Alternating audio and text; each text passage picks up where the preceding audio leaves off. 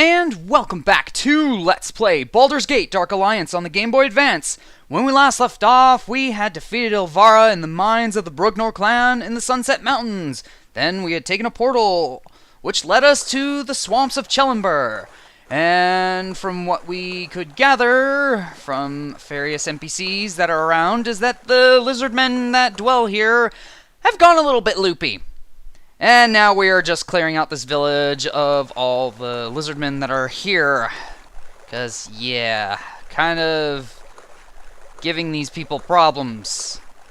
Oh, speaking of which, here's a lizard man. Frickin' get him! Also, I'd just like to thank Mystery Accent for letting me know about certain differences that the not PS2, the console versions have over the Game Boy Advance version.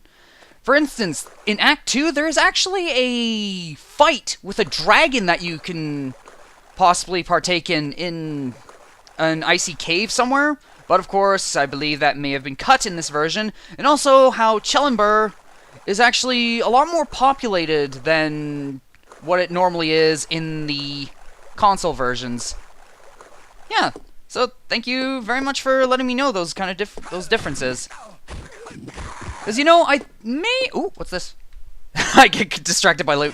I may actually do the PlayStation 2 version of this game simply to show off the differences. I mean, there is a significant amount. There is probably some significant differences. Please, help me, whoever you are! The lizards have taken my house, and they're stealing everything I have! It's over there in that passage! You mean in this walkway? Where are you? Hey! Get out of our town! For Greenest! No, this isn't the town of Greenest. This is some settlement in Chellenber. I have no idea if this is actually a place in Chellenber. Or, Thank you, stranger. They deserved punishment. You know, the only way to stop them would be to kill their king. I think he's entrenched in an old dungeon by the west of the marsh. And we received 500 gold coins and 1,000 experience.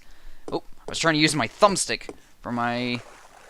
to move. By the way, that... I should honestly have I have a really funny story about what I just said there. And it involves a certain module, Horde of the Dragon Queen. And one of the early sessions that we did is like, we were going through this town that was under siege by cultists. And essentially, one of the things that adventurers do, which is pretty obvious, is that we pretty much looted everything that they had, and we essentially fought not only cultists, but also kobolds. And the thing is, we kind of armed all the peasants that we could find and rescue with slings, and I'll continue on with that by talking to her. You've killed all those evil creatures! An eye for an eye. I promised you some help. Here is my reward. Take this ring. I know a little magic, you know, and I maintain there has been black magic used in the marsh recently. This is a very bad omen for us all. The evil lives in this tower, and I feel it has poisoned the lizardmen. I hope this will help you, and now I can take care of my family's remains. Leave me alone, please. And we receive a ring of rejuvenation +4 and 200 gold coins. And along with 2,000 experience. Anyways, continuing on with my story, after we went up to the Keep of Greenest, we found a bunch of kobolds and some cultists assaulting the door. And our bard in the group cast a sleep spell to put the kobolds to sleep, and we just went all out on the cultists. And then comes the frickin' peasant firing squad. From left to right, frickin' the DM rolled a whole bunch of attack rolls, and they frickin' just pelted the cultists and knocked them the hell out with rocks from slings. Oh, it just like, and yeah, they just like shouted, "For Greenest!" and just like, it's just all ridiculous. And then also the guards that were posted by the entrance just kind of came out, knocked out the kobolds for good measure, and so that way they would stay asleep, because the sleep spell in D&D 5e only lasts for a minute, I believe. Yeah, I think. And yeah. Anyways, let's actually go ahead into Chellenber Interior. Yay, more dungeon crawling and an amulet of strength +3. Not that I really care for it, because, well, I don't need it. And here we have a ring of intellect +3. Ooh, trying not to burp there. Oh, God. Oh, boy. Another dungeon. And more spiders. Yeah, this place has a fair length to it. And, come on. Don't keep missing, Vaughn. Frickin' hell. Oh. Just reminds me of just one of the... A healing potion, really? Yeah, just like, I had the... Like, a couple days ago, as I'm recording this, I was at a homebrew campaign with my friends. And, oh my lord, did I have the worst session ever. Because I freaking kept rolling natural 1s and 2s for the most part. And, oh, more lizardmen. Just get out of it. Come on. Yeah, and freaking hell, I just, like, had the worst bit. Because the thing is, we were essentially going through this flying city. And there's these different tiers of cities, and oh, hey, look, kobolds! That we just one-shotted. Yeah, there is like a silver city. Oh wait, half-blade helmet +2. Yeah, there's a bronze city, a silver city, and a gold city. And let's see, the thing is, in that campaign, undead are really relevant, as they're pretty much trying to take over the world, I guess. And let's see, the bronze city had been invaded by undead, so we had to go ahead and fight our way and get to the gates to the silver city, and let's just do that. And for killing one of those guys, we got a key, and we get nothing from that guy except gold. And yeah, I'm just trying to be quick about this story, because otherwise I might take forever. And ooh. And essentially, when we were at the gates, we had to fend off, like, hordes of zombies and all sorts of undead abominations and whatnot. And there was like, these two ramparts, like, essentially, yeah, by the gate, which was by the portcullis, and there was just these mages flinging fire bolts, which is, yeah, firebolt is a cantrip in D&D 5e. Just fires a little ball of fire, a little tiny mote of fire, which is a little speck of fire at enemies.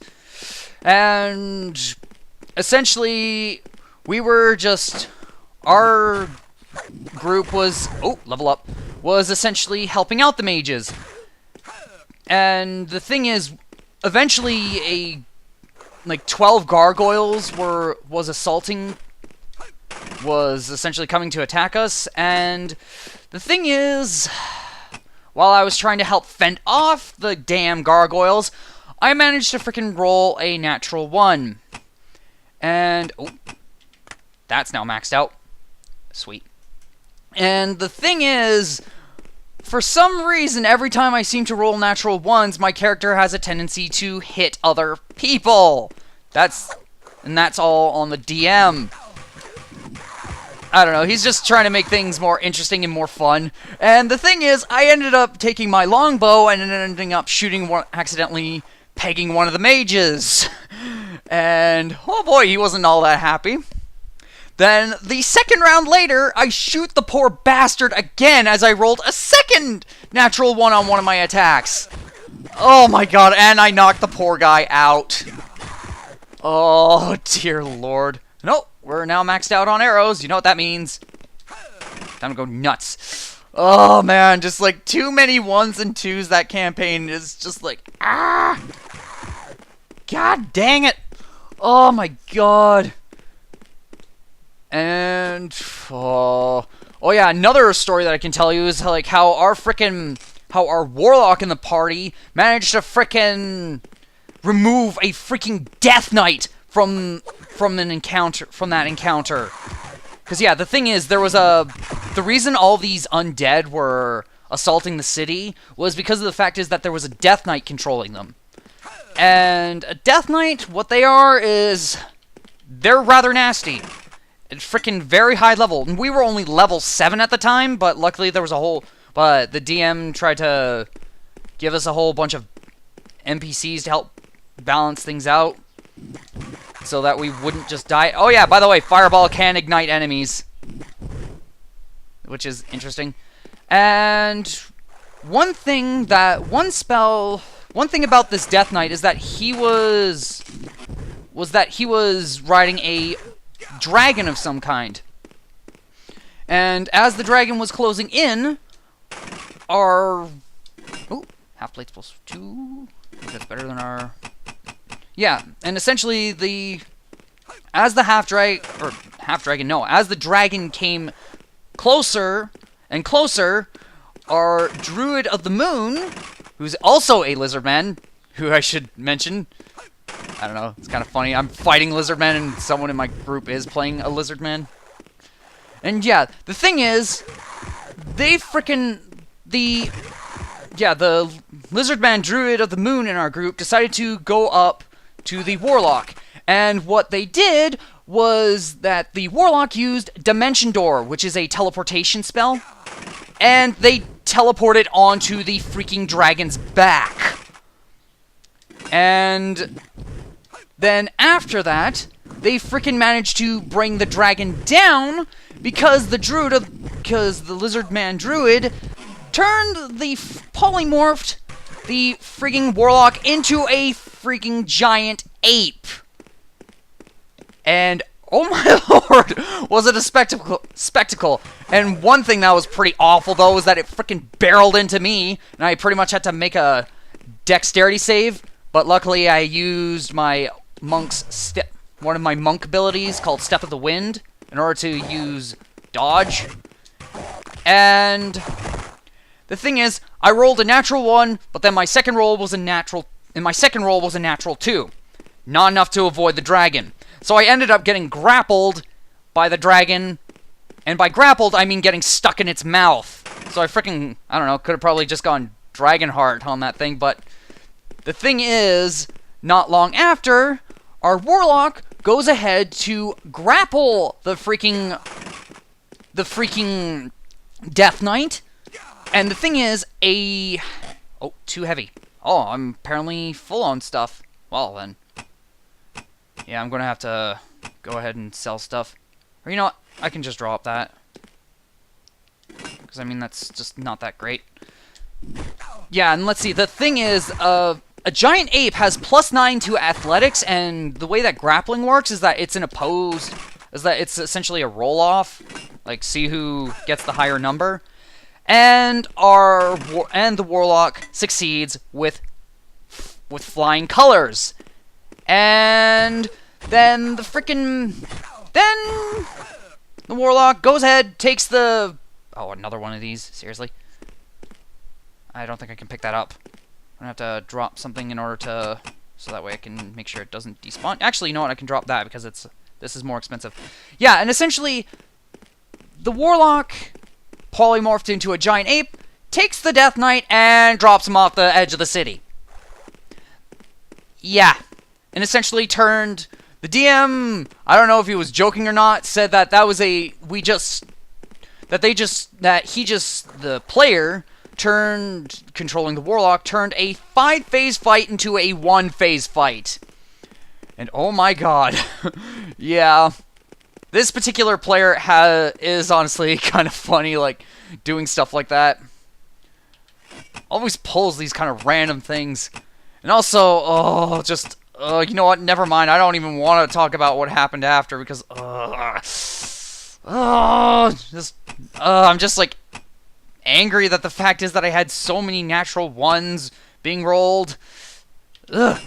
Wait, how much was that? Oh, wow. You know what? Just go ahead and give me a moment. I'm just going to pause it here and sell some stuff. And I'm back. Just sold all the crud that I had. Though I probably should have shown off with the half plate. looked like. Yeah, and the thing is, like, going back just for a second to the story, the DM wasn't even mad. He wasn't even mad at all, because, like, come on, that's hilarious. Like, a level 7 warlock transformed into a freaking giant, into what was essentially King Kong, and just freaking dropped a freaking high-level, highly dangerous monster over the edge of a flying city. Yeah, hopefully you were able to follow along with that story. If not, I apologize. I am not exactly the greatest speaker. So, yeah, and also doing this live is a little bit tricky. Just get out of here. Just start using up my arrows, because there are some... Oh! Hey! Wait, I don't even need to go this way. Yeah, and you guys aren't really worth that much experience anyways, so I'm not even going to bother with you. Yeah, this place is really not that big. Or, well, actually, it is somewhat sizable, but it's not too bad, I guess. Yeah! And hey, look! There's that greatsword I dropped. And, oh, and also this is another weapon. Yeah, another greatsword. Ugh.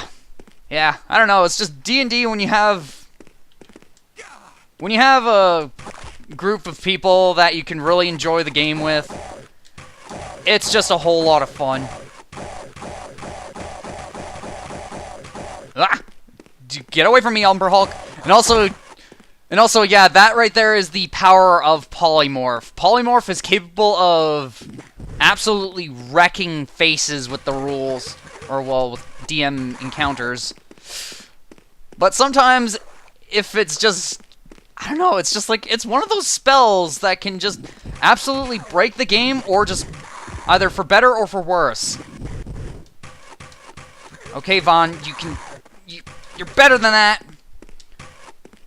Oh, balls to you!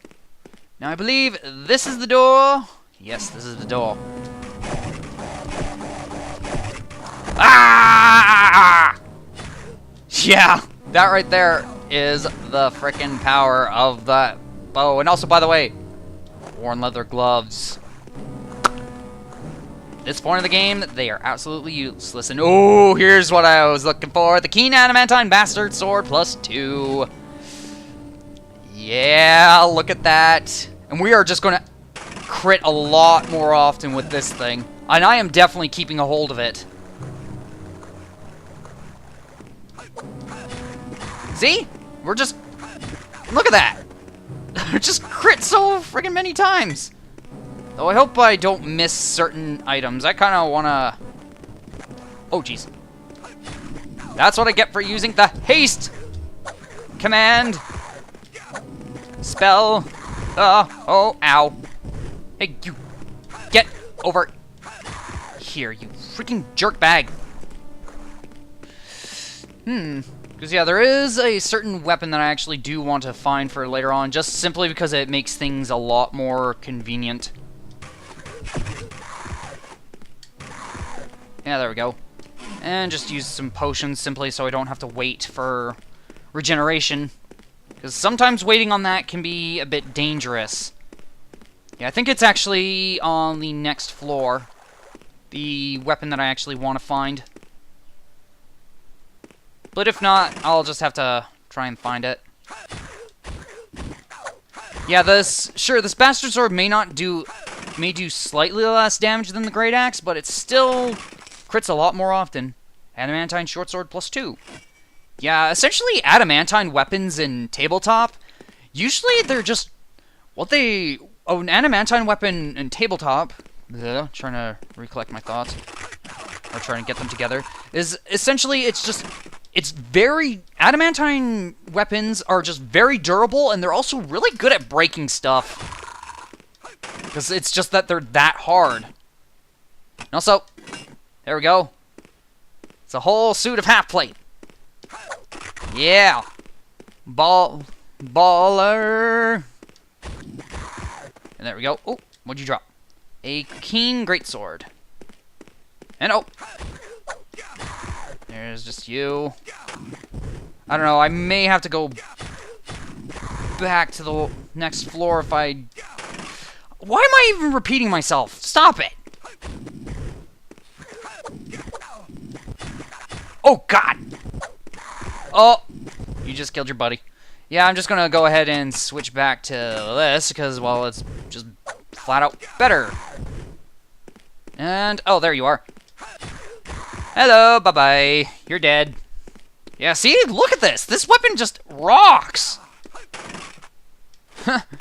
Though I don't have... Since I don't have my shield, I can't block stuff. Such as these projectiles. More healing potions, which is nice. And my armor actually prevented me from taking damage. Thank you. Oh, chain glove plus fly. Flive alive! I don't know why I'm slurring my words. Hey, stop that! Stop firing fireballs! Ah. Yeah, I do believe that the spells in this game actually do have a... They actually do seem to have a chance of inflicting a condition. For instance, Melf's Acid Arrow, if I haven't mentioned this before, can actually poison targets, and, of course, ice spells. Yeah, there are 2 ice spells that you can get, which is Snowblind and Altaluk's Freezing Sphere. And those can... Oh, yeah, this is the weapon I want. The Masterwork Morningstar of Disruption plus 5. You can probably guess why I want that. Yeah, and... Yeah. Yeah, those 2 would obviously be able to freeze. And then, of course, you have Burning Hands and Fireball, which, of course, will set enemies on fire. That's actually a rather nice thing that they did that. That's more than just pure damage. Let's see, Chain Boots plus 5. See, we already have equipment that's equivocal to full plate. Well, regular full plate stuff. And here we have an Amulet of Intellect plus 3. And let's go through these ruins. And I don't know why I'm talking like this. I don't know. I'm not gonna be singing. Oh, there we go. Down you go. Extra healing. Dodge that. Don't think so, buddy. Get out of here. Stop it! Freaking jeez. Freaking you party animals. And a Flaming Burst Masterwork Longsword of Defense plus 5. Voila. Yeah, that would actually be pretty damn expensive, that weapon. Let me tell you. And... yeah, just there. Oh, God. Yeah, no. I think I may have missed a room in the bottom floor, but I'll have to go ahead and check that out off screen if I do get by this place, or if I finish this place off, which I might be able to.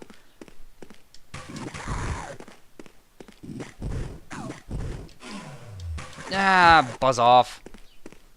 Yeah, these guys, not much of a threat. Well, it can be if you let them. And oh, that was a lizard man, apparently. And let's see. Ooh, look at that, level 18. Now that I have all this... yeah, some of these are just absolutely god-awful to get. Toughness only gives you like 3 points per skill, per point put into it. And willpower gives you 5 energy per point put into it. Meditation increases your regeneration, the regeneration of your energy, and intense fortitude. I don't know, intensive fortitude just increases your HP regeneration. I think it's like 50 a pop or something? I don't know. Now, deflect missiles. Yeah, it gives a chance to automatically block incoming attacks. Dodge. It's probably like only like a point per, so I'm not even going to bother with that. So, yeah, let's go ahead and invest in this. Shock arrows. Yeah, 1 point is capable of doing that. Upgrade it again. Yeah. That's actually quite good. Let's see. Oh, yeah, we have quite a bit of energy now.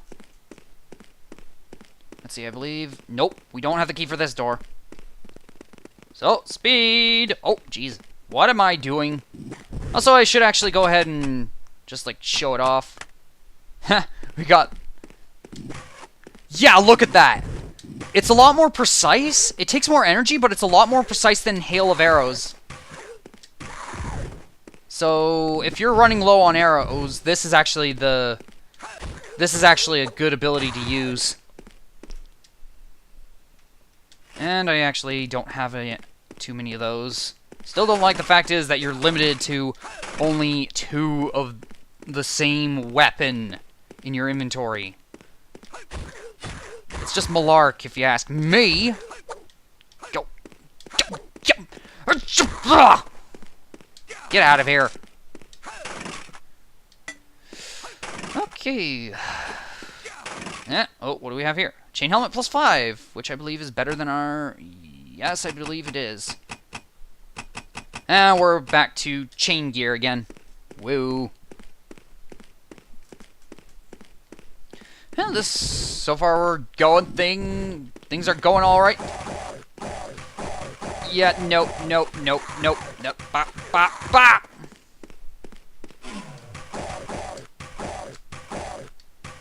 Yeah, but you do see how much damage or how much energy the shock arrow does. What's this? Too many identical items. Of friggin' course. Really, I shouldn't really bother with this stuff. Like picking this stuff and selling it, but it's just as it's kind of a formality at this point. Let's see, how much am I doing? I'm doing alright. Oh. Yeah, no. Come on. Duke it out! Yeah, I might want to be careful because I did mention before that these guys can hurt. Especially considering a few levels ago when we actually fought them in the mines, they actually would really, really hurt. Nope, that's not the door we want. Let's see what's in here. More lizardmen! Of course. Oh, and for that we receive yet another key. Ah. Yeah, just knock it off. Ah.